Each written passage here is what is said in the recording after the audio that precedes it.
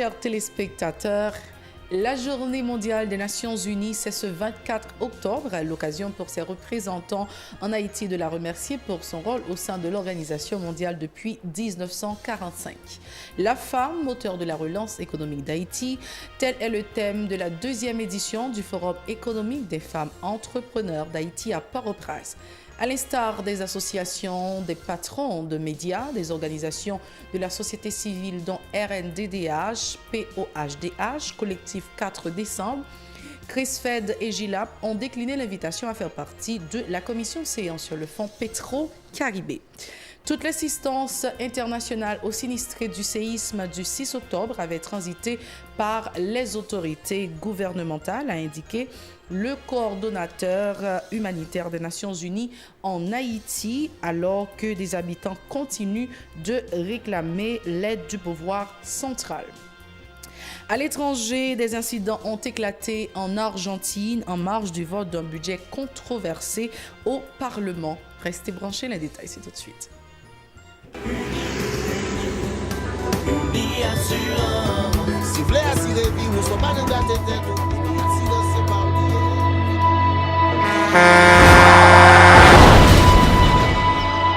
En général, moun pa reme pran assurance. Yo considéré que son l'argent yo jeté. Et pourtant, l'argent assurance te doué dans budget ou à côté l'argent kayak, l'argent manger. Li là pour les deux ou traverser un mauvais pas. Gardez tout à côté ou. Ouais comment gros problème qu'on entre sur monde sans attendre. Mandez Dieu pardon, ça qu'arrive au tout. Une assurance dit ou précaution pas capon. Les malheurs arrivés, les faux amis flair saison a fait comme si on pas de jambe connaît ou. Une assurance après rétaver au pour le jour, continuer vivre la vie ou quitter ce course là nan men nou. Uni Assurance. Vivez en toute assurance. Merci d'être encore des nôtres. Voici le développement de ce journal. Parlons un peu de la commission CEAN. Le collectif 4 décembre a aussi décliné l'invitation du gouvernement à faire partie de la commission CEAN. Cette structure se prononce en faveur du renforcement de l'UCREF, l'ULCC et de la Cour supérieure des comptes chargée de traiter des questions financières.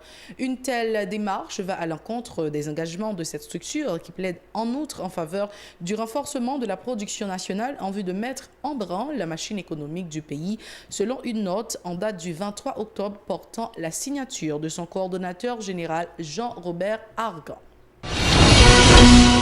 Dans la même veine, le coordonnateur national du mouvement patriotique populaire Dessaliniens, Mopod, rejette d'un revers de main la commission CEAN Jean-André Victor qui préconise le respect des conventions internationales ratifiées par Haïti relatives à la lutte contre la corruption, se prononce également en faveur du renforcement des institutions telles l'unité de lutte contre la corruption, ULCC, et l'unité de renseignement financier, UCREF, chargée de lutter contre ces pratiques dans le pays.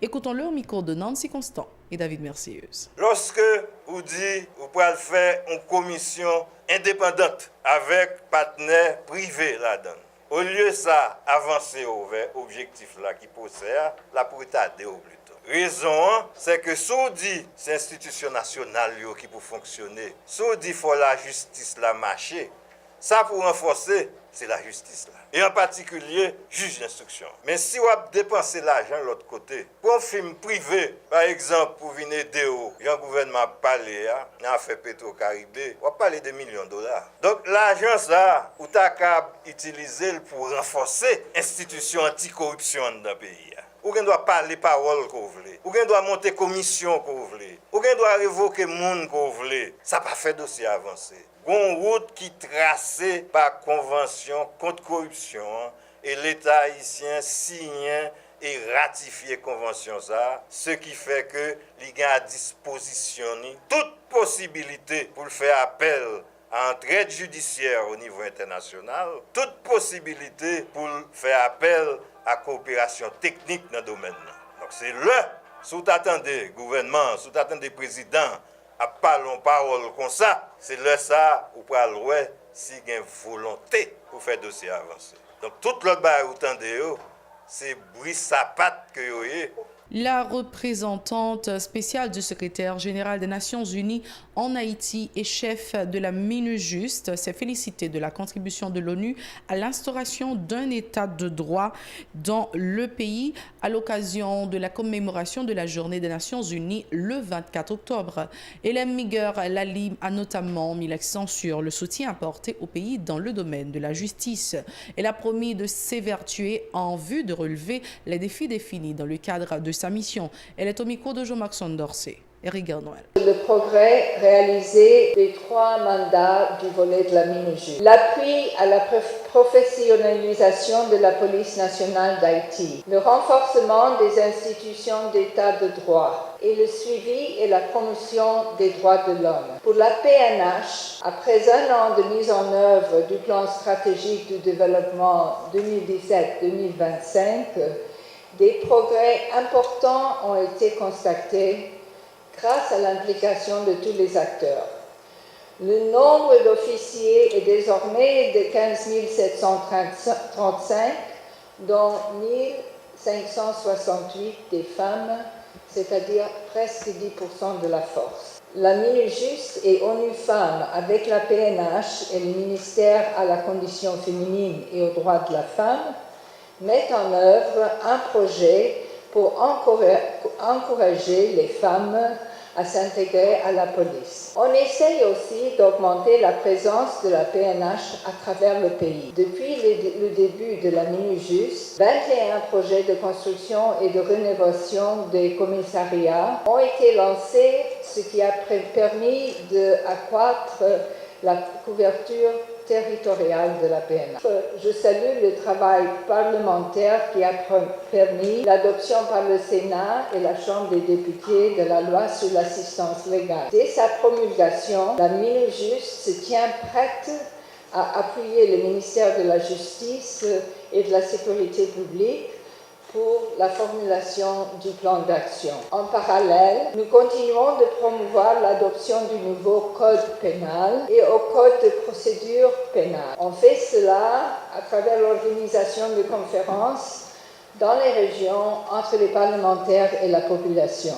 Pour sa part, le coordonnateur humanitaire des Nations Unies en Haïti, Mamadou Diallo, dit ne pas voir d'inconvénients au plaidoyer du gouvernement haïtien visant à recevoir directement l'aide internationale destinée au pays. Selon le diplomate, l'assistance aux sinistrés du séisme du 6 octobre avait transité par les autorités gouvernementales, tandis que des résidents continuent de lancer des SOS au pouvoir central en vue de les soulager. Écoutons-le au micro de Jean-Marc Sondorcé. Eric Garnoël.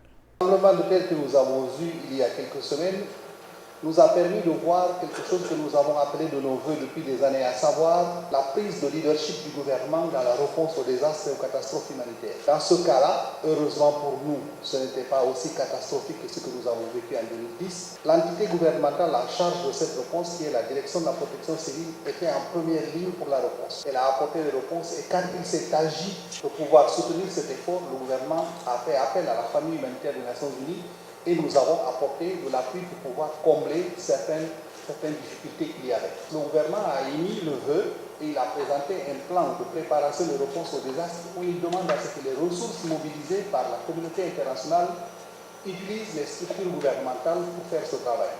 Nous en avons donné un exemple éclatant en essayant de canaliser l'ensemble de nos appuis directement à travers la DPC. Il n'y avait aucune structure non haïtienne en première ligne pour la réponse à cette catastrophe, c'était la DPC. Donc je considère que sur cet exemple-là, nous avons entendu le message du gouvernement et nous sommes en train d'y répondre. Et je crois pouvoir dire en conclusion que c'est une décision souveraine du gouvernement d'Haïti de vouloir avoir le leadership sur les efforts de développement dans le pays. Haïti n'en a pas de monopole, la plupart des pays veulent faire ça. Et le rôle des Nations Unies, c'est d'accompagner le gouvernement pour créer des conditions de transparence et de redevabilité qui permettent à cela d'avoir lieu et que les ressources mobilisées aillent là où on en a besoin.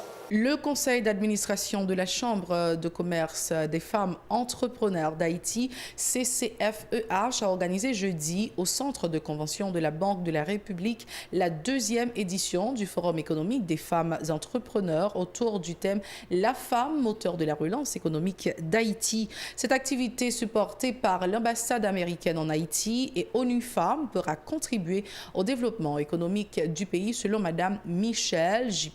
Cison. La diplomate encourage la gente féminine à mettre sur pied leurs propres entreprises pour pouvoir dynamiser l'économie nationale. Ces propos recueillis par Mario Sylvain et Francine Eus. À tous les membres de la Chambre de commerce des femmes entrepreneurs d'Haïti, la CCFEH, j'aimerais vous dire que j'admire beaucoup votre engagement et votre dévouement à réunir des sources d'informations et les outils provenant de la Banque centrale ainsi que d'autres secteurs économiques et commerciaux. Ces échanges et ces réseautages serviront tout aussi bien à vos membres, mais également à tous les entrepreneurs haïtiens désireux d'apporter leur contribution au moteur de la croissance économique ici en Haïti. Les femmes constituent plus de la moitié de la population mondiale, mais forment seulement 40% de la main-d'œuvre mondiale. Faciliter l'accès des femmes au marché du travail au niveau global pourrait faire croître le PIB mondial de 28 trillions de dollars américains d'ici l'année 2025. Par ailleurs, Michelle Cison a renouvelé l'engagement des États-Unis d'Amérique à œuvrer aux côtés des dirigeants haïtiens dans l'optique de faciliter l'exécution de certains projets innovants dans le pays. Ces déclarations. Nous travaillons également à changer le modèle que nous utilisons dans nos projets de développement pour nous concentrer sur la croissance du secteur privé. La prochaine phase du support que nous apportons à travers de l'USAID à cet égard est l'initiative Haïti Invest. Haïti Invest, c'est tout nouveau. Ce projet, et j'ai lancé ça à Miami avec le diaspora le mois dernier, ce nouveau projet Haïti Invest facilitera l'accès aux capitaux étrangers et locaux pour des petites et moyennes entreprises en croissance des secteurs prioritaires tels que l'agriculture. Ce projet va créer et coordonner des réseaux de services de conseil aux entreprises, de conseillers en transactions et d'institutions financières afin d'identifier et de structurer et d'exécuter des demandes de financement émanant des petites et moyennes entreprises. Je suis également heureuse d'annoncer que le laboratoire de développement mondial de l'USAID, Global Development Lab, reçoit les candidatures en ce moment pour les subventions dans le secteur de développement d'innovation. Cette opportunité offre un modèle de financement à plusieurs niveaux pour les innovations qui démontrent l'évidence de l'impact. C'est l'heure de prendre notre deuxième pause avant de vous apporter les informations internationales. Merci d'être encore des nôtres. Voici le développement du journal international. Des incidents ont éclaté entre des manifestants et la police devant le Parlement de Buenos Aires, en Argentine, en marge du débat sur le projet de budget 2019. En effet, des groupes isolés de manifestants ont jeté des pierres sur les forces de l'ordre qui les ont repoussés des abords immédiats du bâtiment du Congrès où le budget d'austérité présenté par le gouvernement doit être soumis au vote des députés. Le projet de budget est critiqué par les syndicats et l'opposition, notamment Unité citoyenne, le parti de gauche de l'ex-présidente Cristina Kirchner, confrontée à une crise économique.